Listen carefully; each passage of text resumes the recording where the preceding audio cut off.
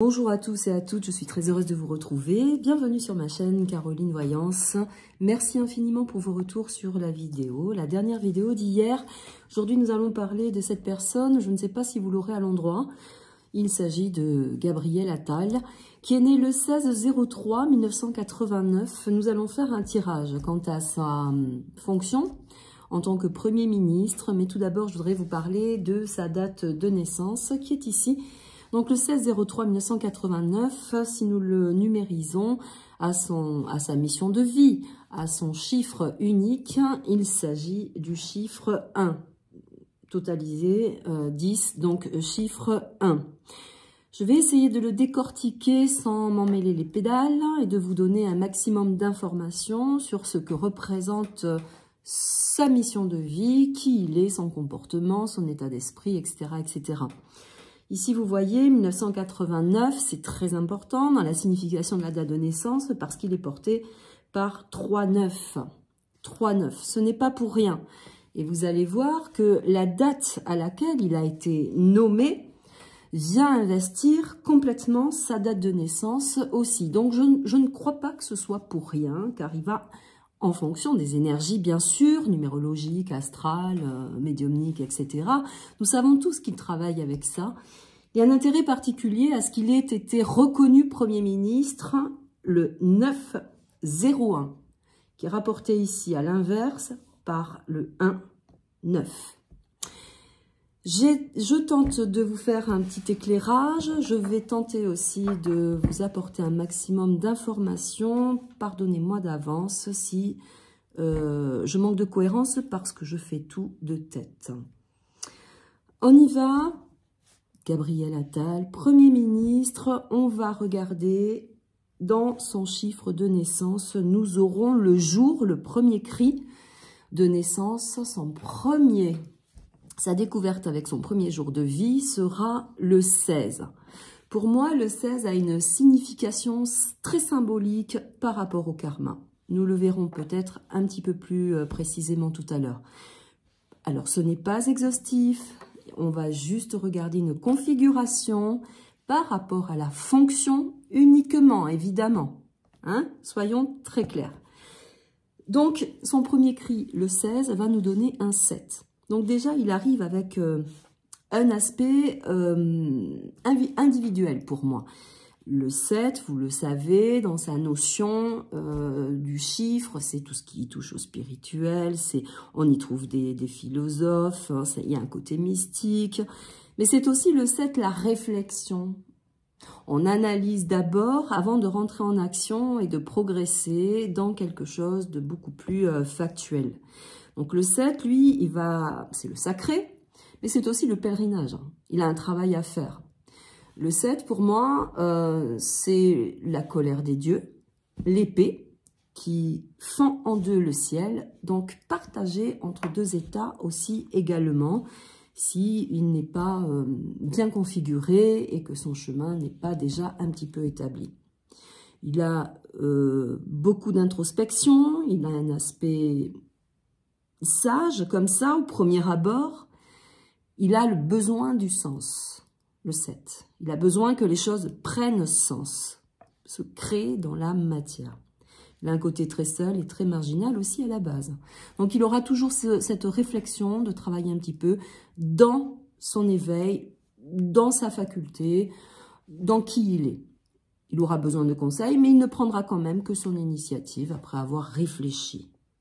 Par rapport à la fonction toujours. Voilà pour le 16. Numéro 7, nous passons au numéro 3. Le sens du vocabulaire, le sens de la communication. Ça peut être aussi par juste une présence. Compliqué pour le 7, qui est quand même un peu seul, un peu marginalisé par son côté spirituel, de rentrer en communication avec quelque chose de trop matérialiste, de trop matériel, à mon sens. Il a besoin de communiquer, mais il a aussi dans son aspect de communicant le caprice.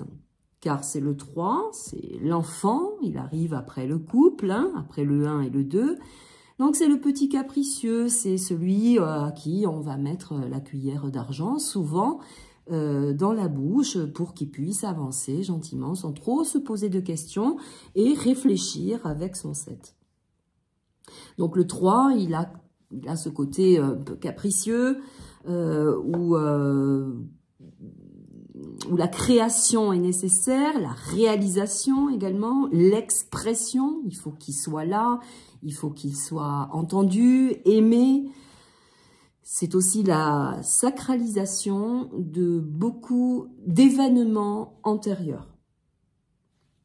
Alors, je rejoins le 16 avec le fait de participer à la notion du 3, car le 16, pour moi, a un retour de karma au niveau de l'identité, mais aussi du sens pas pervers, mais d'aller à la rencontre de choses d'innover en fait. On va à la rencontre de choses qu'on ne connaît pas. Il peut y avoir aussi dans l'identité sexuelle des paramètres, des configurations de changement de sexe. On peut aussi y trouver le besoin d'aller vérifier une identité similaire à la sienne. Pourquoi? Ben parce que c'est l'enfant, s'il n'a pas été travaillé correctement depuis son enfance, ou trop choyé, à l'inverse, il peut aller chercher le même sexe que lui, si jamais il y a eu aussi des difficultés au niveau du couple, du parent. Donc là, nous avons le 7, le 3, qui va nous donner un 1. J'arrive en premier. En plus d'être dans l'expression, chiffre 3, dans la communication, on est aussi dans la réflexion, on a une part de timidité, on ne s'affirme pas forcément et pourtant l'expression nous y pousse. Le chiffre 1 va nous communiquer quand même dans la fonction toujours et non pas en tant qu'individu évidemment. On va y mettre juste quelques parenthèses. C'est l'indépendance, c'est l'autonomie, c'est le leader. Dans le 1, il y a l'aspect de la solitude que l'on retrouve un petit peu dans le chiffre 7. Donc, on va y trouver une certaine autorité, puisque chiffre 7 aussi le communique. Hein, on est quand même campé sur ses positions. On a envie d'aller au-delà pour aussi communiquer l'intérêt de l'orgueil, du pouvoir. Hein, on se prend pour l'unique, chiffre 1, on est le premier, on arrive, on est servi. Ce n'est pas pour rien s'il est arrivé sur la journée du 9-01. Il doit finaliser un travail, le 9. On y reviendra. Donc, dans son chiffre 1, 16, donc 7 plus 3, plus 1989, ça va nous donner un chiffre 1. Ça va être, je rentre dans le tout pouvoir, je fais gonfler mon ego, je suis le grand chef. Mais attention, parce que dans le chiffre 1, il y a aussi l'orgueil. Je suis le plus grand, j'assouvis mes caprices, je rentre dans une inertie d'autorité, mais sage, il ne se voit pas trop. J'essaie d'être sec, mais comme je suis un enfant gâté, je ne suis pas crédible. Donc, tout ça, ça va peser un petit peu sur l'aspect du 1, c'est-à-dire de se retrouver un petit peu seul dans ses fonctions, dans ses capacités, dans sa façon de s'exprimer, puisque le 7, prioritairement dans son cri, vient y mettre une réflexion. Côté sage, on lui demande de se calmer.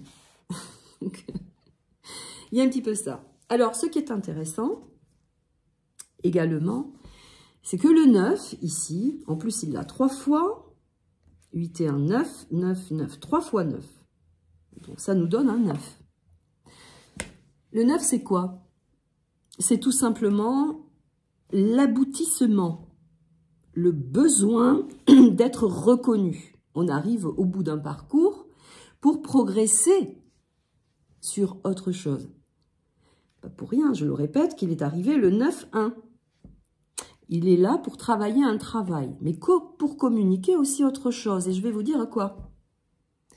Le 9 a une fonction spécifique qui est l'humanitaire, l'humanisme, l'aide aux autres, c'est l'ensemble. On va marquer l'approche de l'autre. On est bon à ça, parce qu'on communique une empathie.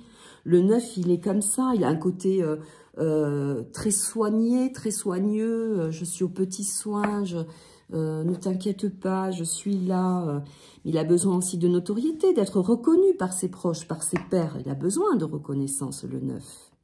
Donc, il va aborder avec, dans cette année, en plus, on va y revenir 2024, il va aborder les autres avec une approche presque humaniste, mais avec un orgueil qui sera trop présent, avec un ego qui se manifestera beaucoup trop parce que il ne sait pas fonctionner dans son âme avec l'intérêt de l'autre réel. Dans son âme, il est un peu seul. Il est 1. Et puis, il est 7.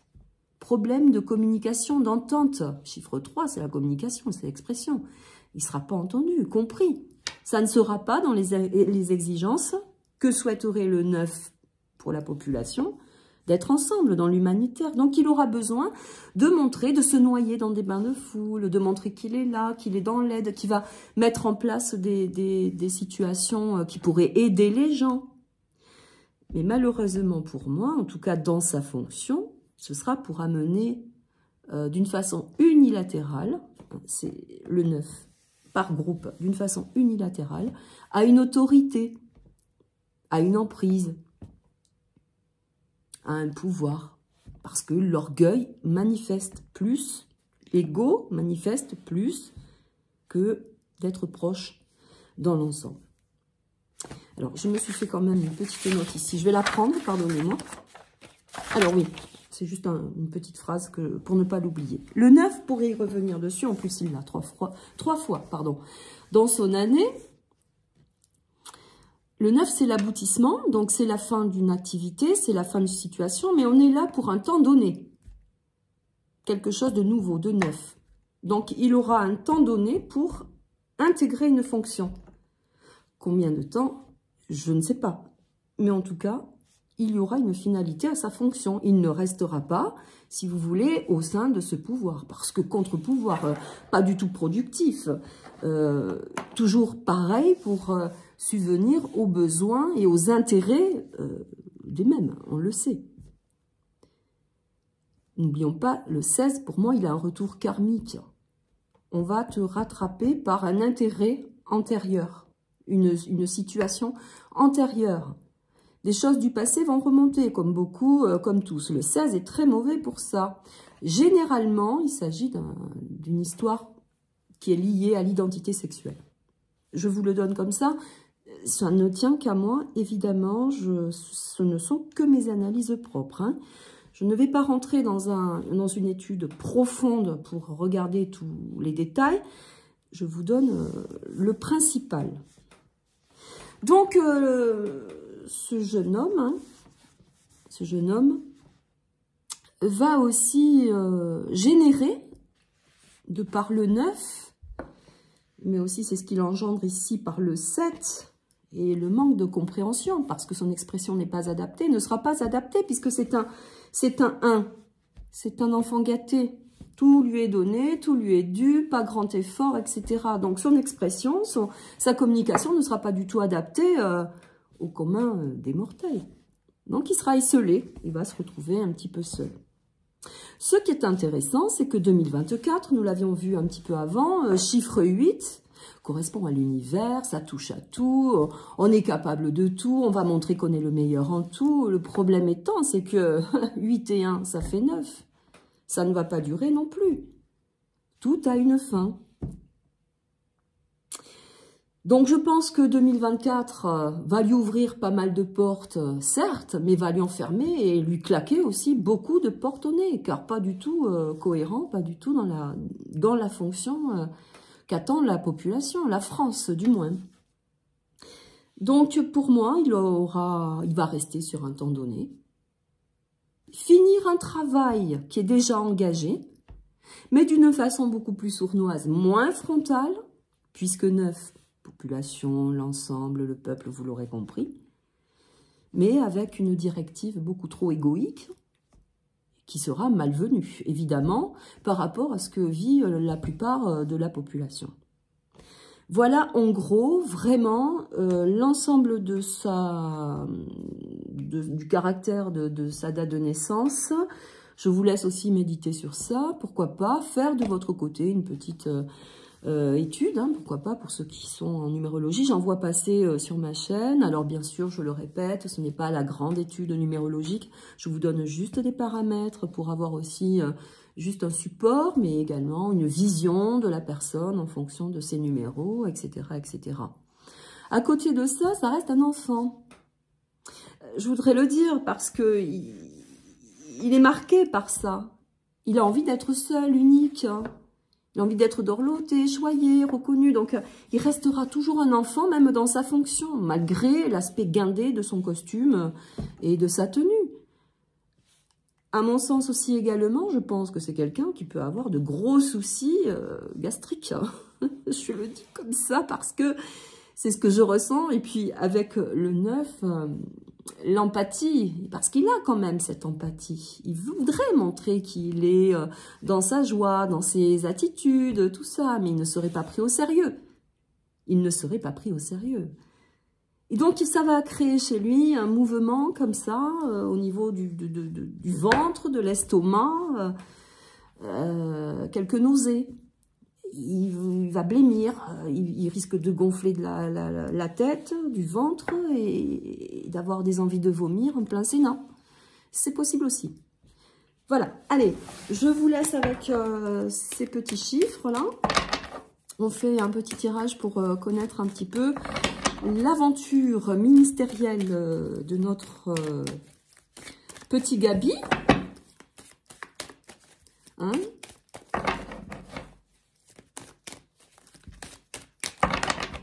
On y va à la coupe. Qu'en est-il? La clairvoyance, on se sert bien sûr des bénéfices astrales. Là, la voyance, c'est aussi aller voir plus loin avec quelqu'un de nouveau. Hein. C'est quelque chose de nouveau qui pourrait arriver, qu'on appréhende pour mettre en place. Hein. La voyance, c'est anticiper pour essayer de gérer au mieux. Donc là, clairvoyance. On voit clair. On voit clair sur la situation. Mais c'est aussi avoir la maîtrise. Hein. La clairvoyance, c'est celui qui a le don, le pouvoir, soi-disant, entre guillemets, bien sûr. Hein. Vous savez ce que j'en pense.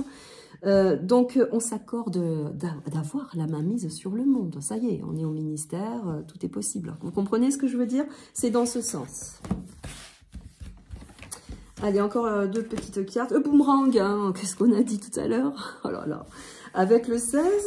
quelque chose du passé revient avec une énergie beaucoup plus grande, puisque là, nous avons le couple, la dualité aussi également, la séparation, un effet de surprise aussi. Quand on se prend un truc en pleine poire, qu'on s'y attend pas, ça fait mal. Hein. Donc là, il y a un effet de surprise. Attention, on va faire en sorte de générer aussi, de cacher des événements, parce que la clairvoyance, c'est ça, c'est connaître la vérité. On va essayer de cacher et d'amener autre chose. Hein. Y a ce truc-là, là-dedans. Mais on revient du passé, hein. Une histoire du passé qui revient, avec une personnalité, peut-être une femme aussi, c'est fort possible. Hein. Je crois qu'il a un enfant, hein, ce gars. Hein. Bon, n'oublions pas aussi, la fatalité, je vous l'ai dit, c'est un temps donné. Un temps donné, chiffre 9, ça ne manque pas. Hein. C'est voilà. Et en même temps, j'ai envie de dire, il n'arrive pas à obtenir le gain qui lui est demandé, qui sera en faveur de sa fonction. Donc là, il n'y arrive pas. Je vais arrêter sur ça, puisque cette carte, c'est la fatalité, c'est la fin, c'est un temps donné. Donc, il y a un non-aboutissement d'une situation, d'un contexte, d'un événement qui doit mener à bien, voilà. Donc, ça va traîner, certainement, on va tenter de faire traîner des choses, on va tenter de faire vivoter un petit peu le contexte au niveau de leur groupe, là. N'oublions pas quand même qu'ils sortent tous du même moule, qu'ils sont constitués de la même... mais que dans l'inertie d'un comportement, d'un état d'esprit ou d'une âme, hein, tantinée soit-elle, et s'il y en a une, comme on dit, tout revient au galop. Hein. Il y a une expression comme ça, vous me la finirez ou la commencerez, je n'ai plus le début. Voilà, tout revient, quand on essaie de cacher, ça revient en plus fort. Hein. Voilà, c'est l'effet karma, l'effet boomerang. Voilà, donc je vous ai tout dit, ça corrobore également, à mon sens, avec sa numérologie. J'ai dû oublier quelques détails, mais ce n'est pas bien grave. Je vous remercie de m'avoir écouté, je vous souhaite une très très belle journée et je vous dis à très bientôt. Vous m'avez demandé le pape, on le regardera, pas d'inquiétude, il y en a qui s'en moquent, il y en a que ça intéresse et je pense que par rapport à l'aspect biblique et mondial dans lequel nous évoluons, je pense que ça peut être intéressant aussi. Bonne journée à vous. Au revoir.